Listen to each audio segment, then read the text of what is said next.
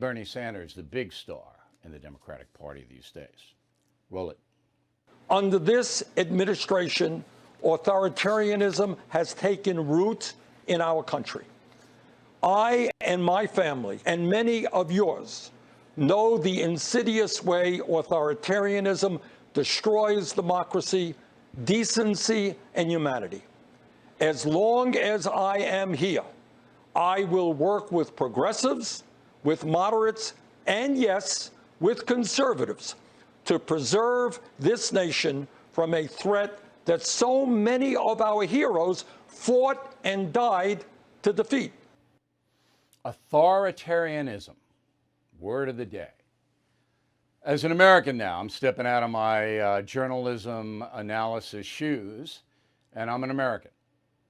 I got to tell you, in my life, for what I do, where I go, I haven't seen one shred of authoritarianism from the federal government since Donald Trump has been elected.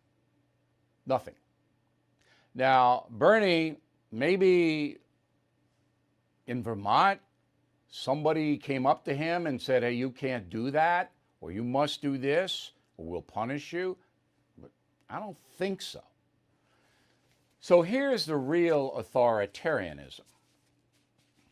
That word stems from people having power. People who are elected in this country, people who seize power in other countries. But in this country, people who are elected, we give them power over us. The police have power over us, the district attorneys, the mayors, the governors, the senators, the president, and the congresspeople. They have power. They're in authority. When you abuse that power, overstep your mandate, that's authoritarianism. That's what Sanders says that Trump is doing in his whole administration. Back it up with nothing. Got nothing. But I can back up the real authoritarianism going on in this country right now. Remember St. Patrick's Cathedral, where the vandals wrote F you and Black Lives Matter on the front of the church? Well, that was captured on videotape. And those vandals were arrested by the police. And the case went to the district attorney, Cy Vance. And Cy Vance said, you know what? I'm not prosecuting. Wait, that's a crime. You have the evidence on videotape. The police made the arrests. Cy Vance said, I'm not prosecuting. I don't care what they did. That's authoritarianism. He's the authority. You can't bring a case unless Cy Vance signs off on it. He won't prosecute. That's authoritarianism. The same thing in Chicago. Kim Foxx drops 75% of all felonies taken to her by the Chicago police. She drops 75% of the cases.